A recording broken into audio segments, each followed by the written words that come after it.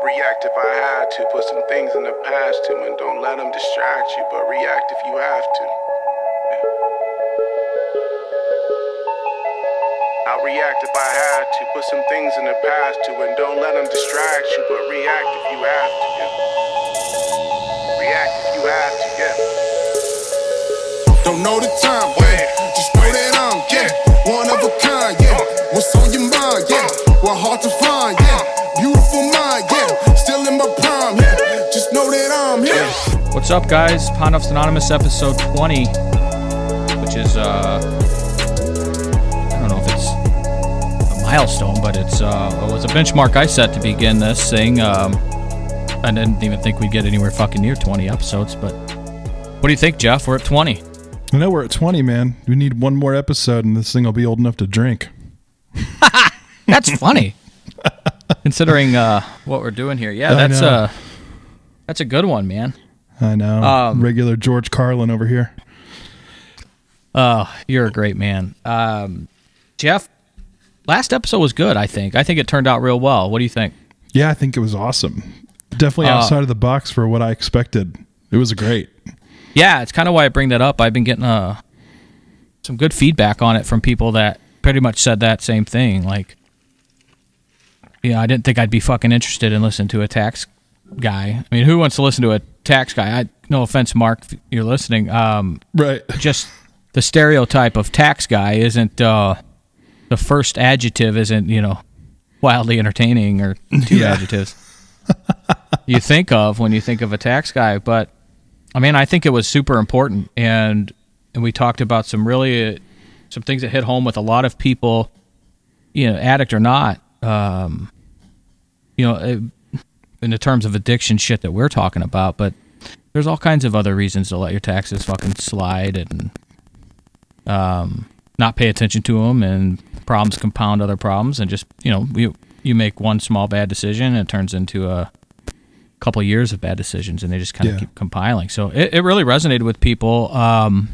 So if you guys haven't listened to it and you're tuning in for episode 20, make sure you go back and listen to last week's podcast, because Mark gave us a lot of insight on tax problems and how they're actually manageable, and they can be you worked on. You're not gonna fucking lock you away and throw away the key. Yeah. And he also talked about stimulus shit, which is on everybody's mind. So I was excited to drop that. I think and especially for the feedback that we got. I mean, people listened, and that's what's important. I think it was cool. I think that's the thing. Taxes are scary, and IRS coming after you sounds so awful, and you hear about all these stories of jail time and whatnot. Right. But it's good to know that like there's a way out of it. Mm-hmm. Yeah, I'm about 5'8", 220, and so I don't think I wouldn't be on the top of the food chain in prison. Yeah, if you know what I mean. Yeah, I mean, I'd fight back, but you got to, Yeah, that's no place for me. So I think I'm gonna try to be as tax compliant as I can. Kidding. I don't, Yes. So how's your week been, brother?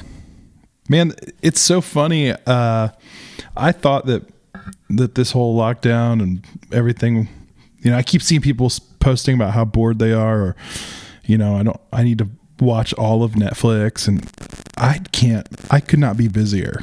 I just feel like I've got so much to do, which is fine. But I guess it's because of the nature of what I do and how we have to do it now.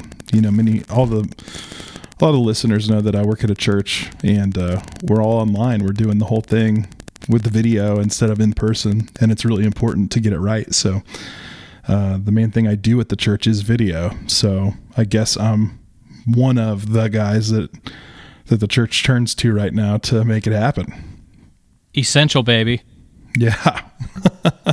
Well, you're doing a great job. I mean, all the bells and whistles, and they're more than just bells and whistles. I mean, they keep people engaged, and they're welcoming, and it's all pretty good shit that you put together. So thanks, keep man. it up. Yeah, How I are get you that guys, busy. Are you doing church? Are you yeah, are you every Sunday. watching every week? How are you doing it? Are you pulling it up online? Or are you pulling it up on your TV? What do you do?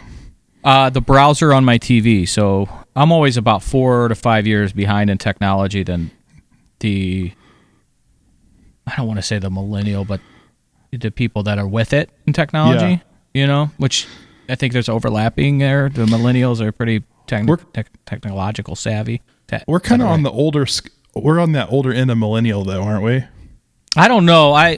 Potentially by the number, I would say that, and it's not because I think I'm too cool to be a millennial. I kind of wish I was a millennial, but everybody wants to be younger, right?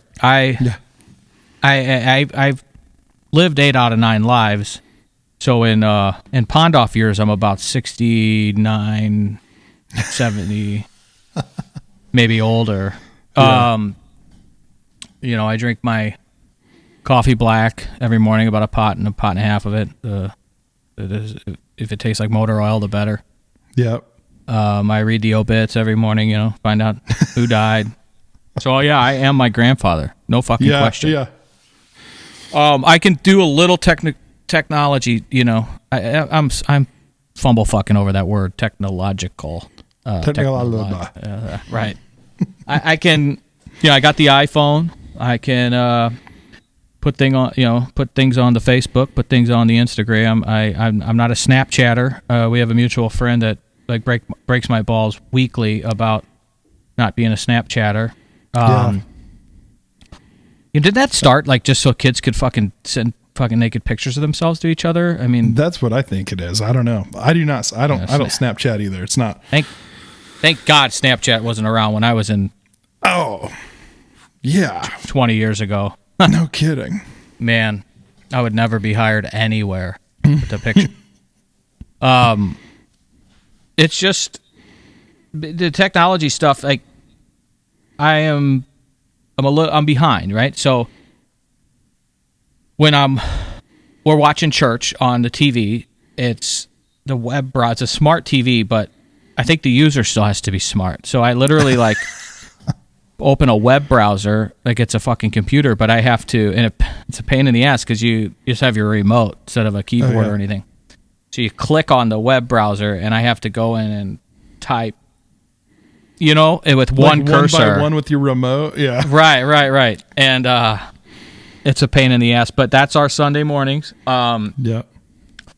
I tell you what, Charlie really likes it because of the music, so he'll come downstairs and sit around and not be too annoying, and it's a pretty good deal we got on Sundays, and I'm grateful for it. The message has been good, especially considering everything. But I'll tell you, I fucking miss going to church on Sundays. I miss going to other shit, but I really do miss it, man. And seeing people that you see every Sunday, it becomes like a family. So it's looking forward to getting back to that point soon. Yeah, hopefully. for sure.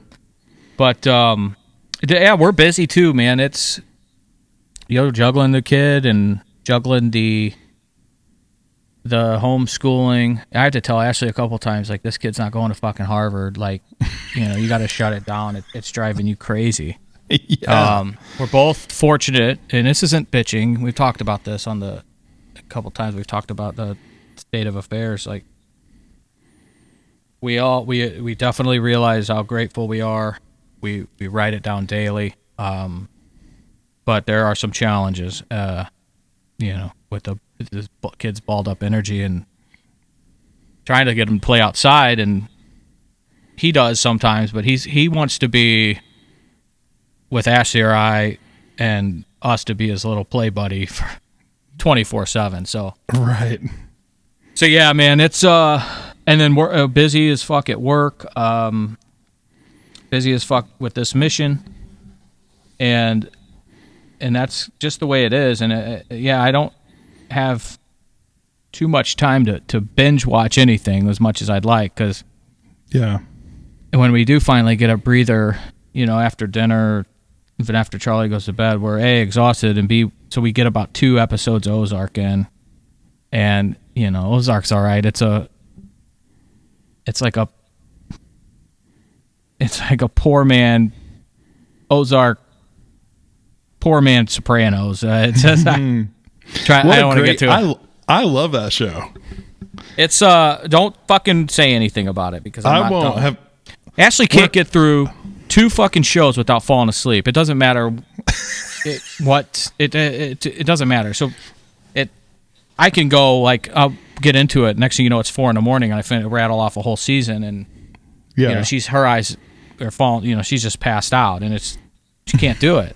The only thing that she stayed up till like 11:30 to watch was that fucking Tiger King. She couldn't turn away from that. Did you watch all that? Oh yeah, that's awesome. Oh my gosh, what a crazy! I mean, that's like if you've been to Talladega, Alabama for a NASCAR race, you understand those people. Oh my gosh! And you've drank beer with them and probably done some other things with them. I'm heading down to Mississippi next week, so maybe I'll see something like that down there. Southeastern Conference, baby. There's some good-looking girls. There's some Mississippi Southern belles. Let me tell you, keep your eyes open, but hands in your pocket. Yeah. My in-laws have a beach house down there, so we're gonna go quarantine at the beach. Probably not. I don't know. The beaches are open. We have to make sure we steer clear of people, but otherwise, good for you. Yeah, we're gonna get a little sun. And they said the Wi-Fi's fast, so I'll be working there. Great. But we'll be there. Yeah. So good. We'll have to. Next week's podcast will be from Mississippi for me. Okay. Well, yeah, that's what I kind of wanted to roll into. I had mentioned, we're talking how busy we are, how busy also the mission, for lack of better words, is become with probably as the podcast has reached to more people, which I think we're doing, and combination of that and the time we live in, that I guess the only way I can describe it is it's been busy, which is a good thing. People are reaching out. So, that being said, episode 20 was always as we rounded, the 10th episode. Then 20 was the next milestone, and here we are recording it. Yep. And just want to kind of talk to the listeners. What I envision this. We're going to keep doing it as long as fucking people are listening. We're going to keep pounding the pavement and being a resource for people. As things evolve, we evolve. But what I do, and with this, I got to preface all this, and I'm not trying to sound like an arrogant asshole here, but what I'm good at, I guess, is just I can bullshit, and some people will maybe disagree, or some people will say it you suck and it's all that shit. But I can talk, right? So recording this podcast is the easy part, and it's what I know, and then also that I've been told I can describe things or be vulnerable with enough to people can relate. Try to be relatable, I guess, to those that are in the pit and those that are fucking struggling. So, as we get moving and continue to grow, and there's reasons I'm bringing this up, but my goal, Chris's goal, is for vision, I should say more, is for when you guys reach out to Jeff or myself. We're the first stop, right? We will help get you as far as we can get you. We will always state the fucking obvious that we are not doctors, we're not professionals in terms of certifications or college degrees. All I have to offer is the miles I have on my tires. So my personal experience, and through the recovery mission, my own recovery journey, and which is so tied into my faith journey, I have met some incredible people that are also willing to help and that are eager to help, and I can point you in the right direction. I can get you places that you probably may think that aren't possible, because I was in the pit and I knew everything seemed impossible. I mean, it was fucking impossible to stamp a fucking envelope and put it in the mail. Every little task in life turned out to be impossible. So I'm not saying that I'm this big fucking miracle maker, but I can help you realize that it's possible and you can be a miracle, and we can point you in the right directions. It's almost, I was talking the other day with some people that I've kind of found a niche in the pre-treatment, the maybe intervention stage is what probably we could call it, just popular term on television and shit. So I think I just got to know my strengths, right? I can meet you in the fucking rock bottom fiery ass pit and sit with you in it and help you listen for as long as you want me to listen, and then eventually ask you to start listening, and then try to get you to a couple different avenues we could go for treatment, or for making a change in your life. And after, if you go through it, like I did, and you get out, there's all kinds of, the world's new once you exit rehab, right? It's scary. It's like a fucking baby being born. Now what? You gotta do things on your own. And some treatment facilities that I have, that I know, and colleagues, we've had Nick on before talking about his treatment facilities. They don't just leave you, especially the good ones, jump you off on a street corner with the bag of clothes you brought with you and say, all right, you're sober, go and do. There's a discharge plan, and they connect you to other stops in the, if you want to call it, the proverbial railroad, on your self-improvement. And I'm okay at, I'm there for you when you get out. I'm not going to ever leave your case or your side, but I think I've found, I've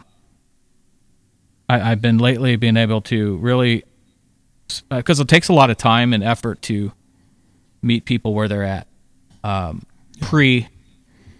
during active addiction, and it's I only have so much time, so they take a lot of my time, and then it's not me going away. I'm never going to do that, but that's the purpose of, I think, Panos Anonymous moving is, like, as the vision becomes clearer, is that we're not going to just drop you off at a bus stop and say, hey, go get fucked, thanks for coming. We're going to get you to where you're seeing a therapist, or you're seeing you're a doctor, and you're working a program, and we can detail that and individualize it for the person that is wanting to make the change. And it doesn't necessarily have to be AA or bust, or NA or bust. It can be a hybrid of fucking both. It can be, that's kind of where Panos Anonymous comes in. And we have a team, indirect right now, unofficial, nobody getting fucking paid or anything. This is all just what we're doing, and can refer you to people that can help you even at that point in your life more than I can. And I'm starting to realize that, and that vision's becoming clearer as the more people I work with. And you got to recognize your own strengths. We've talked about it before, about like the online reach and the YouTube and the Facebook and the Twitter shitter and ditter. It's not about the likes, the views, all those fucking metrics used by, I think they're collected so you can present them to advertisers and say, I'm reaching this much people, right? Sponsor the show. I don't think that's not really what we're doing here, because I mean, one of the Facebook posts that we've put out, and this is all because they say you got to do it, right? Was one of the, by their metrics, the least viewed, or one of the lesser viewed ones. But I've gotten the most personal feedback from, and not just personal feedback. People like, sliding into my direct messenger and giving me a blowjob. It's personal feedback, like we talked about last week, Jeff. 2 weeks ago, you mentioned people have reached out to you and said, "Oh, I'm gonna go talk to my doctor. Thanks for fucking turning that light bulb on in my head that was even a fucking possibility." Right. So I don't need. That's the metrics that I'm measuring.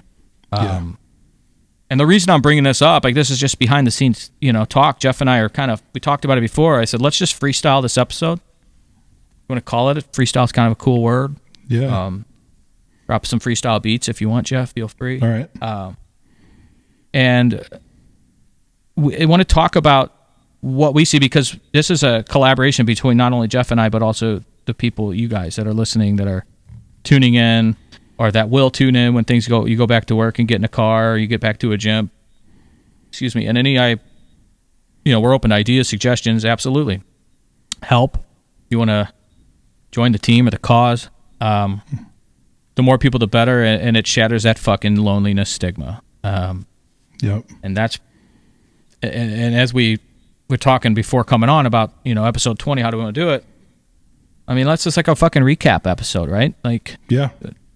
We've got we've had in 20 episodes some really cool guests, man. We've had personal stories. We've had a professional on. We've had a couple professionals on. We've had a fucking pastor who somebody reached out to me last week, said, holy shit, like that was amazing, because they grew up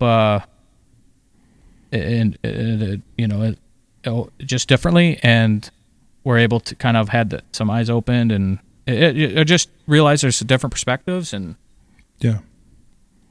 And it's exciting, man.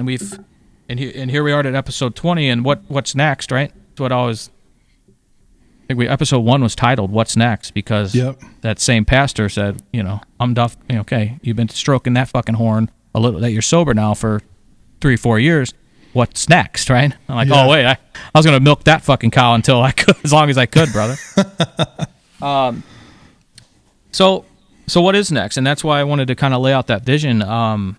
It's what we've been doing behind the scenes. It's what's happening, and on both of us. I mean, Jeff's been super fucking vulnerable and passionate about telling his story with anxiety and bouts of depression that people, everybody can fucking relate to. And we started tackling this before all this shit went fucking crazy out in the world right now. Right.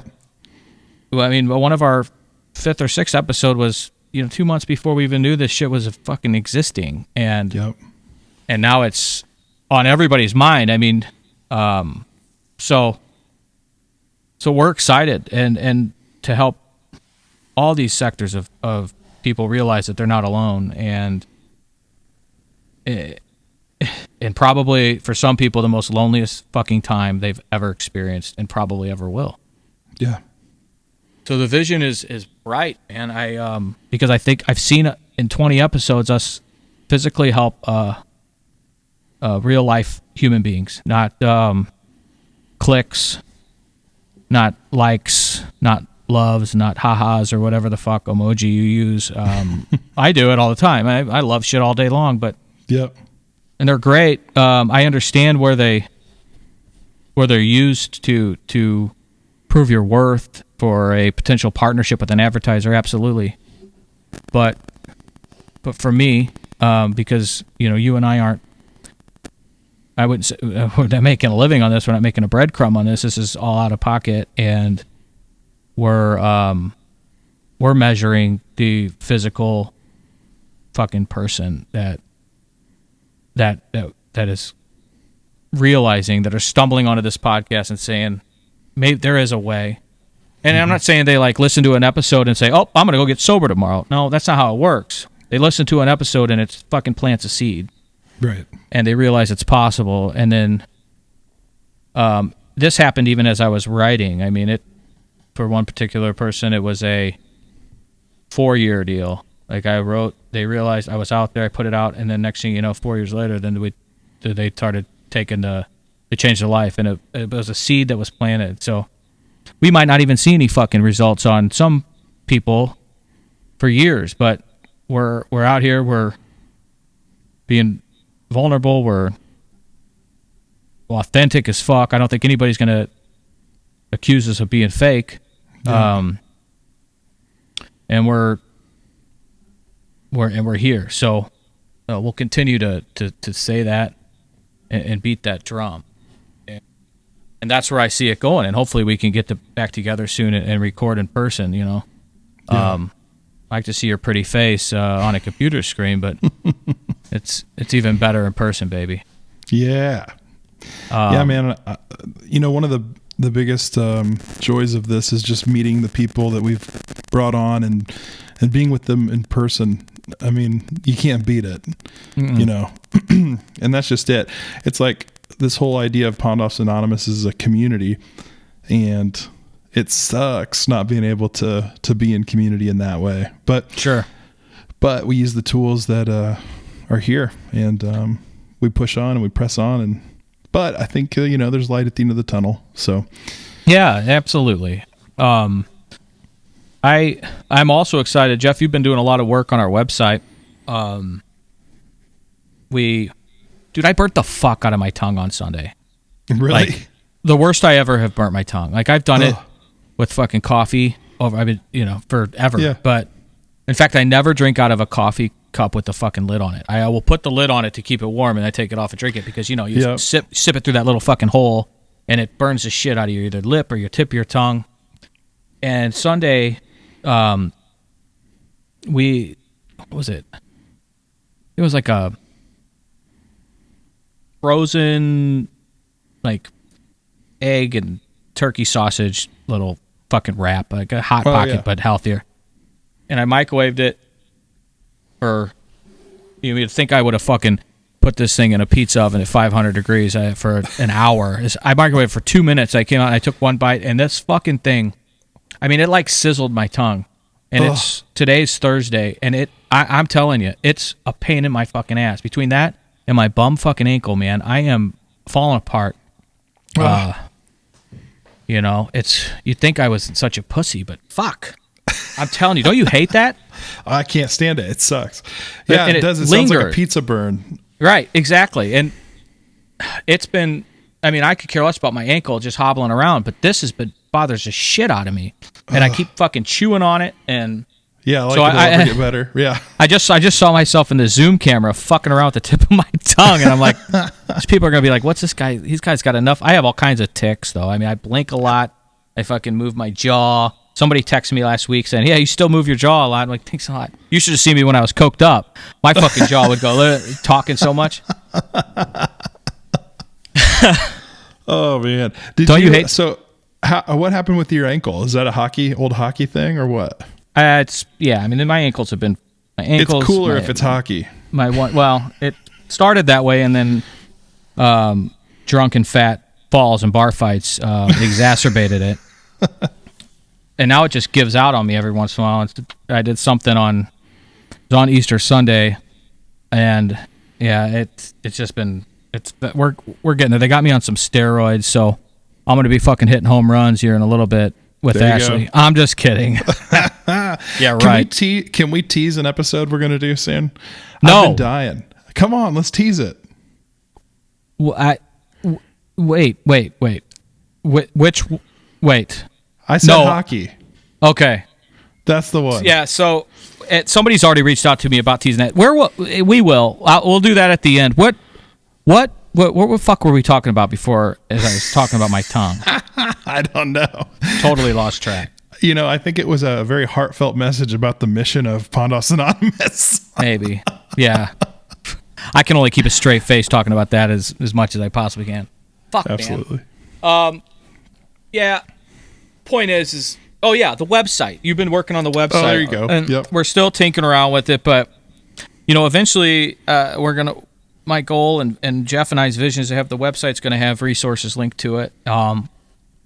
And it's a work in progress. We'll get it there You know, and maybe one day we'll sell some hats. I fucking don't know. It sounds like a pain in the ass, but it's a pretty sharp logo. The hat is, it's not what like the hat you're wearing is, which is a professional baller ass hat. Fabric and style wise, this one's on a it's what I could afford. Okay, so fucking sue me. But they look great. I every time I see me on the Zoom wearing this hat, I think of that Wayne's World scene where they're like, "Why does everybody just do stuff to get paid?" And they're like decked out in the Adidas shit. Yes. Yeah. And he's like drinking a Coke. Yeah. It just really pisses me off. It's a great scene. I love it. It's so good. So we have, by episode 40, maybe not that long, but yeah, the website's actually up. If you go to it, it's changed. There's some things we gotta work on. It's me, because this is where I don't play dumb. I just am dumb, and it sucks because I'm like, Jeff, I need you to change this because I just don't know how to do it. So it's like it sucks because like he doesn't have anything fucking better to do but take orders from me on how to design a website. You don't even have access to the back end of that thing anymore like you used to. I took that right away from you. Smart man. So you could get it. You could get it. Well, yeah, no, you don't. It's like you don't want those keys in my hand. Next thing you know, there'll be a bunch of fucking smut on it, and have some links to Lisa Ann's best work. But yeah. So go to the website. It's www.pondoffsanonymous.com. Pretty fucking simple. And check it out. And, feedback, suggestions, whatever even if you want to message us and tell us how much we fucking suck, feel free. I might give it back to you just a little bit, but it is what it is. The Crusaders on me swearing has gone down. I think I snuffed a few of them out, I would say. It's funny that we were talking earlier about Ozark. Like, these fucking people will watch Ozarks and all these these movies, and they love it, and they're so entertained. Right. But they get offended. We just say the big, bad, mighty fuck word on a podcast. They can't hear it. They can't take it. Yeah, exactly. Fucked. But my favorite is that they can't take it and talk about God, because they have to keep their lives separate from that. They have to live two lives. They can't just meld everything into one. Fucking amen, Jeff. That's going to be, I'm going to put that on the fucking quote. There you go. The quote picture. So, amen. Get me in a lot of trouble maybe, but whatever. Whatever. That's all. No, you're fucking right. Yeah. It's like people that hate gay people, but they're fucking beating off to a bunch of, to lesbian porn all day, and they're, get the fuck out of here. Yeah. But anyway. Let us pray. Amen. I fucking rambled again. I went off on the tangent. So yeah, feedback. You can feel free. They're probably like, fuck that. Yeah. Feel free. Give us some feedback. Especially suggestions are and what I'm really asking for, is, we realize we're not the only way. There's people out there, and I've had some incredible people out there reach out to us from the professional and mental health community and the licensed addiction therapists and counselors and all that shit. They've reached out and they've said, hey, let us know how we can help. And that's been just a godsend. It's been awesome. And I've met some incredible people, like you said, through that. So I'm excited to once we can go the fuck outside and give somebody a fucking hug, man. Like I'm excited to go out and meet people where they're at, and fucking kick some doors down in some crack houses if we have to. But we'll see. I'm excited for the future, man. I'm excited for. I first off want to tell you that thank you, and I'm real proud of you. For your work on this. I know it says Pondoffs Anonymous because I branded it, right after 2016 before you came along, and we're kind of stuck with it. But you're as much as if not more into this than I am. So not just from all the brains and technical aspect, but I've really enjoyed doing this shit with you. And it's been a blessing. You're a blessing. And I hope you've finished underneath the desk there, and I gave you a good little tug, and that will go with that. So thank you. Appreciate it, brother. When the way this started is I just said on Facebook, hey, I want to do a podcast, and because I just wanted to do the technical side, and all of a sudden Chris reaches out, and I had no clue that it would turn into this. So, and I never intended to be on a microphone. So, and it's the best part. Yeah, man, it's been awesome. It's been a joy. So that's crazy how you reached out, or how that happened too. I mean, yeah, those of us that have faith in this, like, that was such a fucking godsend to me, because how to approach you was something I wrestled with for weeks to maybe months before you posted that. Yeah. And you were the first and really only person that came to mind that could help me produce a podcast like this. Yeah. And even if you'd be willing, because you're a flamboyant fucking liberal. We've established that. I didn't know if you'd want to be associated with a foul-mouthed asshole like me.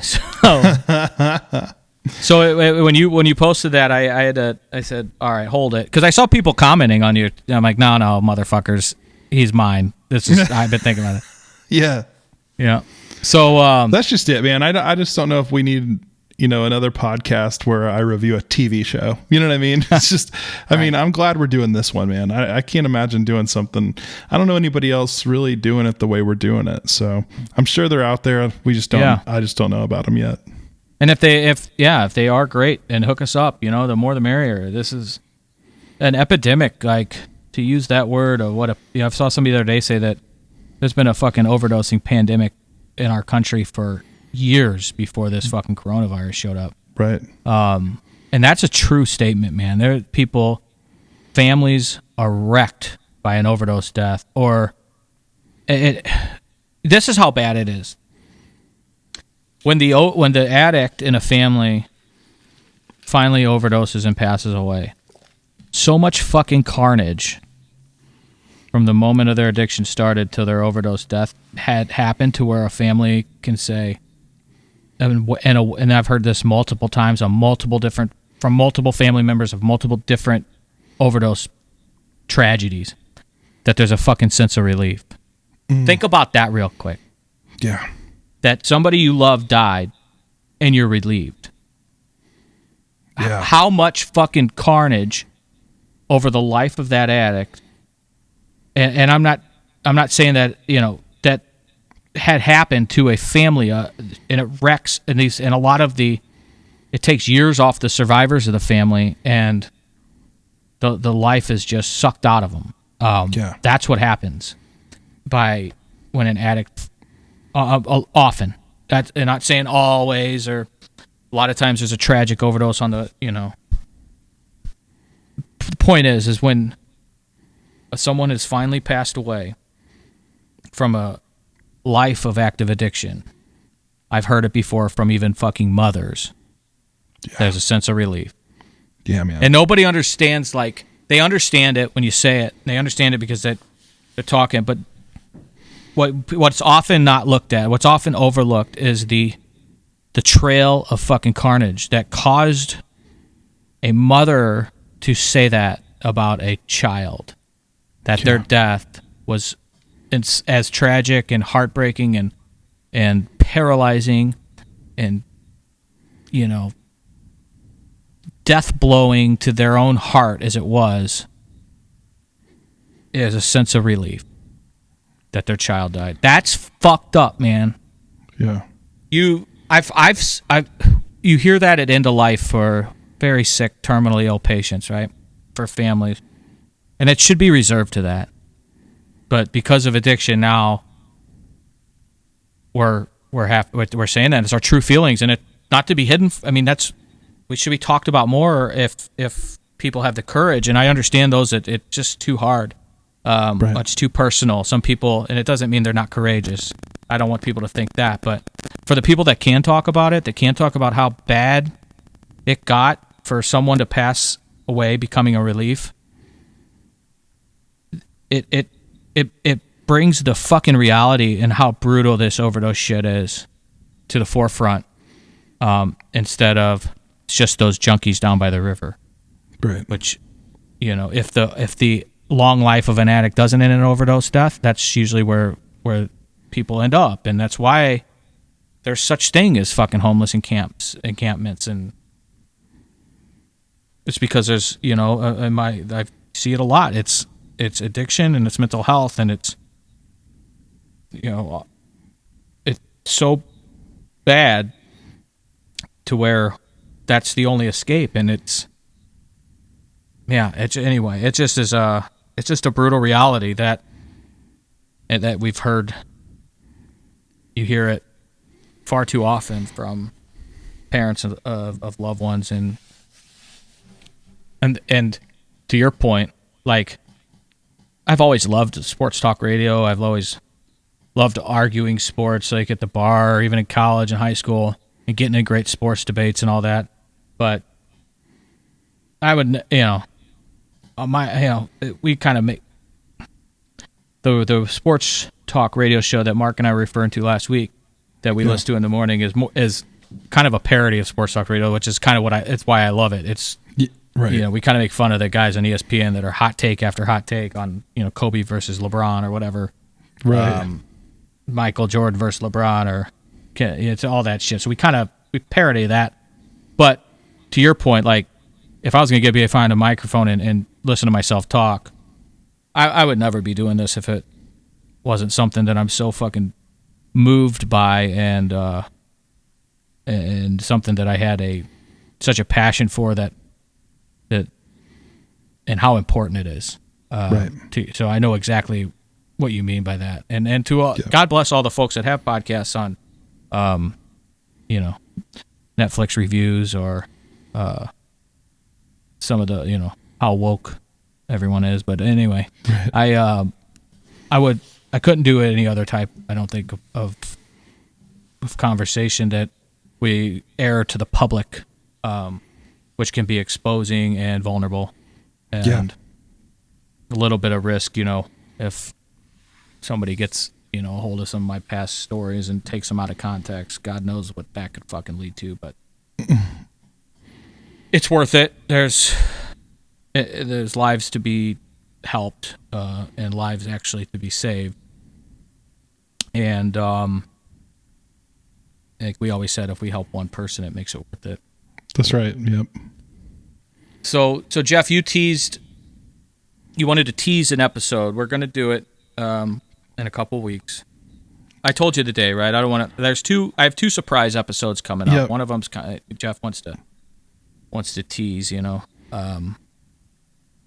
I'm pumped about this one. I just am, man. I don't know how much of a surprise you want it to be, so I won't go into it too much. But the hockey kind of led me to it.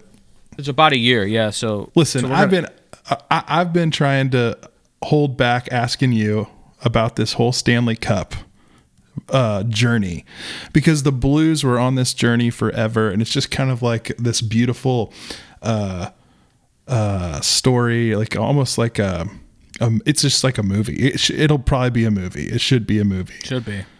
And then you have this parallel journey along with it, and so I'm so interested to understand the connection, because everybody who's friends with you has seen these pictures of you along that whole Stanley Cup thing. So I'm excited to hear how that's all connected. I don't even know. I just know that you were there. That's all I know. We're going to talk about it in a couple of weeks. I appreciate your enthusiasm for it. I get goosebumps just hearing you say those words. It was a spiritual as fuck journey for me. And I won't say any more than that. It's just thinking back of it, man. It was incredible, and it was something that I think there's a lot of people out there like me that may have a similar story with.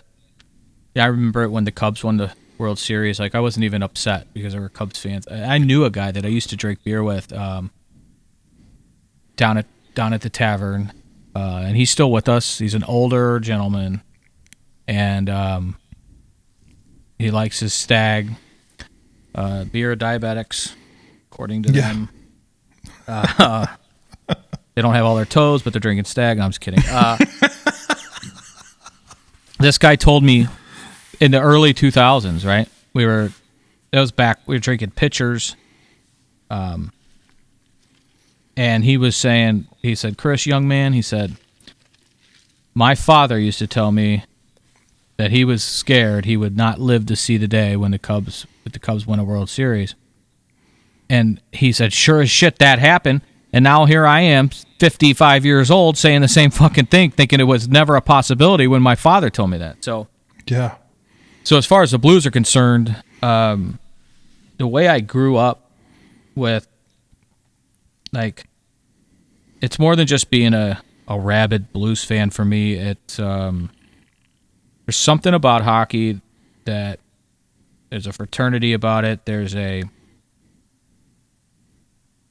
way that I started ice skating before I was walking, and I wore hockey as my sense of pride. It was who I was for such a long period of my life. And as a kid, you grow up idolizing the Blues. I was around them because my father was around them, and used to referee their cramps and stuff. So since he's been gone, and he, wasn't physically in the building with us during last year's playoff run, which culminated with the Holy Grail.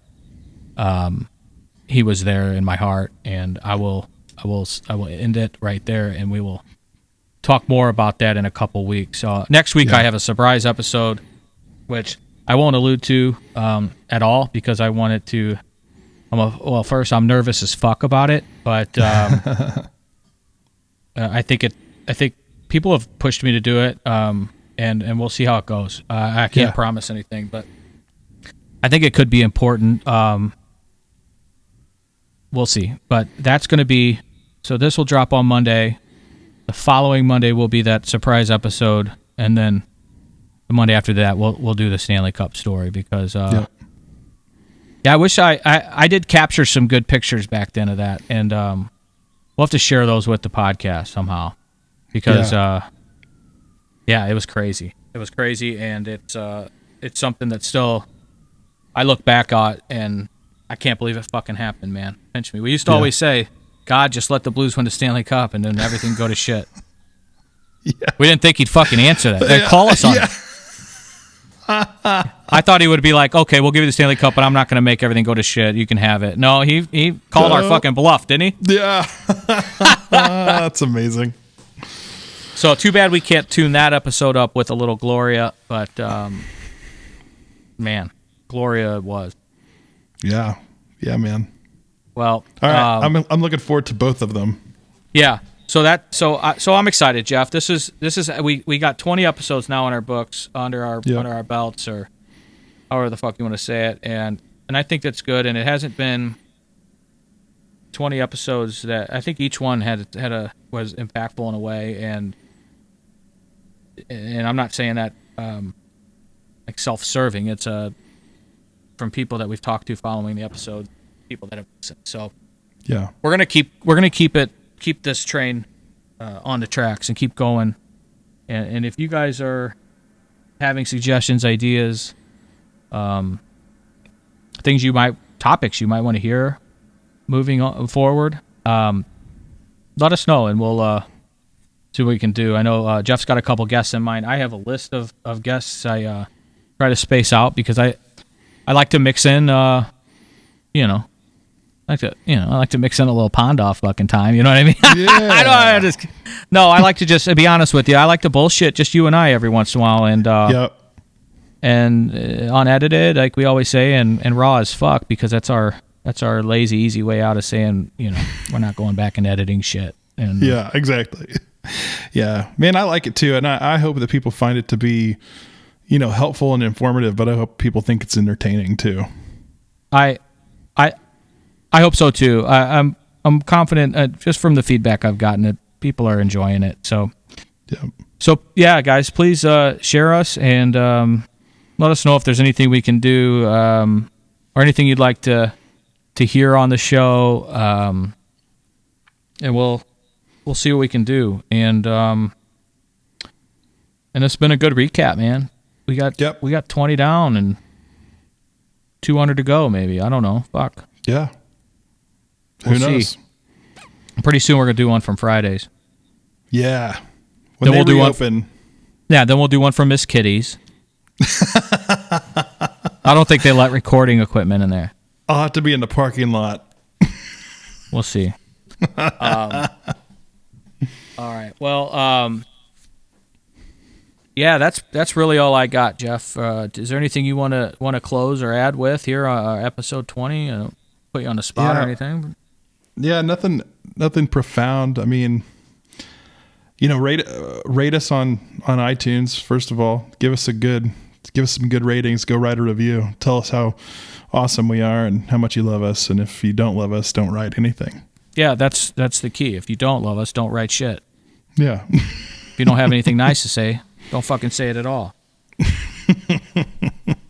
And we like stroke jobs, so stroke us off. I'm kidding, Jeff. You're right. That was profound, my man. Yeah. You are a profound human being. Well. Yeah. So I know that our friends in Illinois. I have friends in Illinois that are struggling with everything that going on over there as far as Cook County running the southern half of the state, and I've been thinking about all those guys because it sounds like, whether it's right or not, Missouri and some other states are a little bit ahead of the schedule. Not saying scientifically or anything, but it just sounds like they're fucking opening shit up next week, and while Illinois is handcuffed, and that's hard, I think, for our friends over there. My friends that own businesses and to watch other people like right across the river open up. You wish there was some fucking collaboration. I know. I mean, I say we, us from Southern Illinois, Belleville, and the Edwardsvilles, all those communities on the other side of the St. Louis side of the Mississippi River from St. Louis are more impacted by St. Louis than fucking Chicago, and it's something that we've been eating shit on since I remember. Right. That's Cook County politics for you, though, and we'll save that for our show on 97.1. Yeah, your show on 97.1. Yeah, Jeff won't be producing. Jeff won't be producing that. No, so I can have a good time, and I think he got fired from there for basically saying he wanted. But anyway, ooh, that's probably, like, a lot of times I'm all about fuck cancel culture, but I mean, even I'm like, okay, maybe give him the snip, yeah. Or whatever, whoever that said that, get a that might be a worth, that might be of just cause. I might have to edit that one out. I'll get in trouble for that. Like, You're literally real trouble. Oh, yeah, you might. All right. I'll close this with this. I just wanted to 20 episodes. It's not shit to the big boy podcasters or anybody that's podcasting for a living, but to us it's a big deal. To the people that have reached out, I can't thank you enough. We wouldn't be doing it. I'd like to say we'd still be trying to do this, but your words of encouragement, first and foremost, have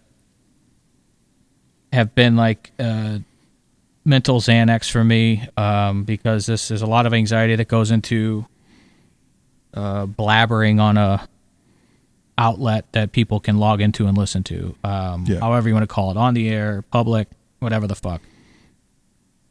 Talking like this about real life shit and things like that isn't the easiest even for me to do. So the words of encouragement, God bless you, and I cannot thank you enough. I cannot articulate enough what it does to my heart and how it calms my fears, and it smooths out the waters of anxiety. I mean, I sound like a fucking poet here with a prayer card, but that's what it does for me. Yeah.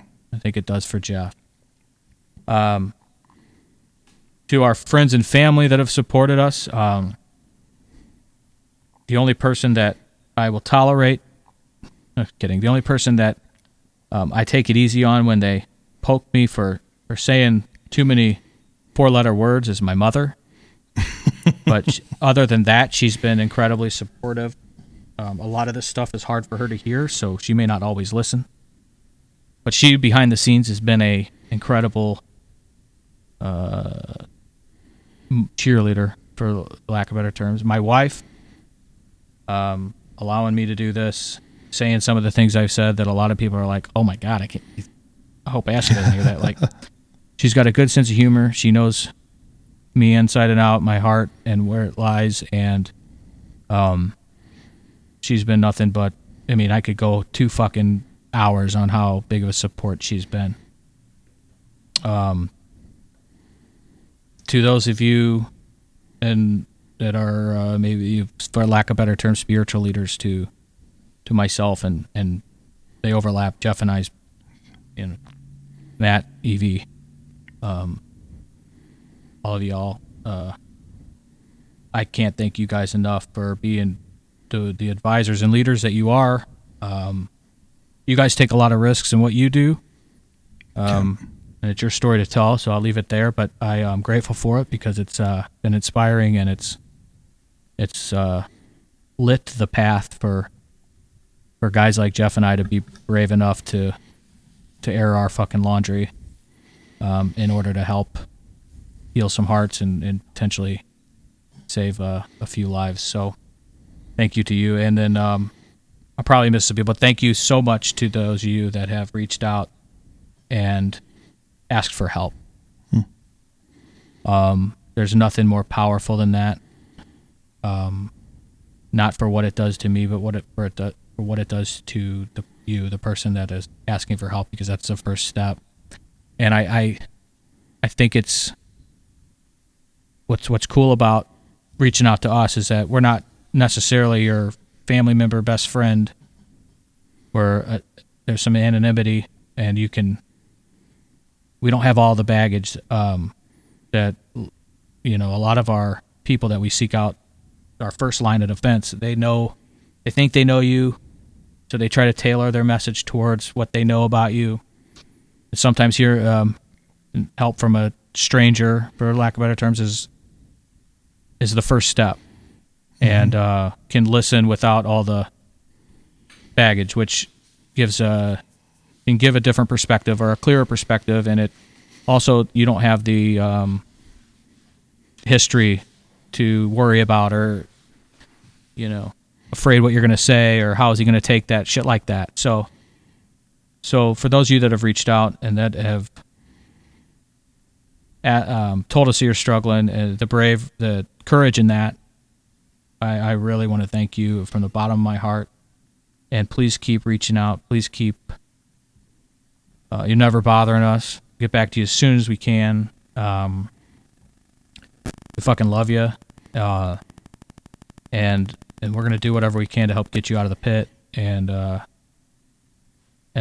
down the tracks to the next stop, because it's there waiting for you. And you can't lose hope in that. So anybody I missed, I'm sorry. Like I said, friends and family, but most importantly, I want to thank the people that have reached out for help, because that's what's really the fuel behind all this. And it also raises our eyes to know that usually that for every person that reaches out, there's probably dozens or hundreds of people that haven't yet. And that's the key word, is yet. And we're here for you. So whenever you're ready. Jeff, thanks a lot. It's been a real honor to do this with you. And I love you, man. And I'm looking forward to the next 20, and then the 20 after that, and then the 20 after that. Same, man. And thank you for all that you do, brother. All right, everyone. We'll see you in a couple weeks. Following week, which is kind of a surprise episode, and then we'll tell that Stanley Cup story in a couple weeks. Have a great week. Keep the hope, and Always remember that you're never alone. Let us pray.